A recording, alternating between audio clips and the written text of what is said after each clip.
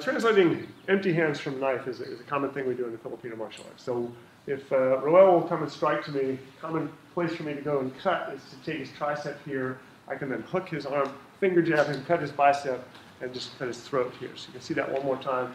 So I'm pairing this, and because I have a knife, because I have a far superior weapon in his hand, I don't need to actually retain the distance that he would be attacking me. I can just fade out and use my reach here to take out the muscles that he's attacking me with. So no bicep, no tricep, no useful arm. So again, I'm taking this off, I'm taking this, and I'm cutting the bicep here.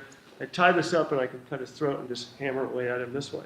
So if I remove the knife from the equation, when he comes to strike, I have the same technique here. I use my knuckles as a blade. I slam them into the ulnar nerve is right in here. You feel that happy little spot right there? So I can bash away at this. When I finish this technique, I'm wrenching this arm as I finger jab him. Then I take my bicep, hammer it into the spindle cell fibers of his bicep like this. Really unpleasant. And I can lock him up the same way. Now I don't have a knife, so now I change the technique a little bit so I can use my elbow. I'm hitting the temporal sphenoidal line on the side of the head. The suture is very vulnerable. Right behind it is the middle meningeal artery. Kill him. Okay, so right in here like this, I can do this. As I bring this in, because I don't have a knife in my hand, now when I bring this down, I can bring my shoulder up just so I can take this shoulder out. So I can destroy this arm. Then I can hit. From here, I can either throw him or I can go into a choke. But the empty hand technique, again, is derived from the knife. So if I have a knife that I have not opened, for example, in this belly song, I can use it in a closed way. So when he comes to strike me, now I have the pommel of the weapon. I still have the capacity to hook. I still have the capacity to hit here or here. When I finish this like this, I can either strike here or I can strike here. You feel how terrible that is. I also have his entire shoulder blade here. I can break it with this. I can also lock this in. You can feel how painful it is there. So each one of them, and each permutation of a weapon can translate the technique a little bit differently. What I'm trying to learn to do is take the advantage of the weapon and apply it to the vulnerabilities of the target. So if we take another technique like that, I might take the bicep here. Another gunting means scissors. If I parry it and I slash his bicep right there. Very quick. He won't know it because I'm never going to show him my knife until it's coming out of him. Okay, so out comes there. When I finish this technique, I'm going to stab him. He's probably going to block.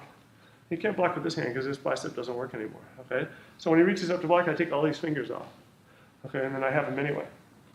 So if I do that technique slowly, bicep slash, fingers gone, throat. So if I apply that same technique to an empty hand technique, now, again, it's like I'm knocking on doors. Lots of ways I could do it. I could hammer fist it. I could hit like I'm knocking on a door.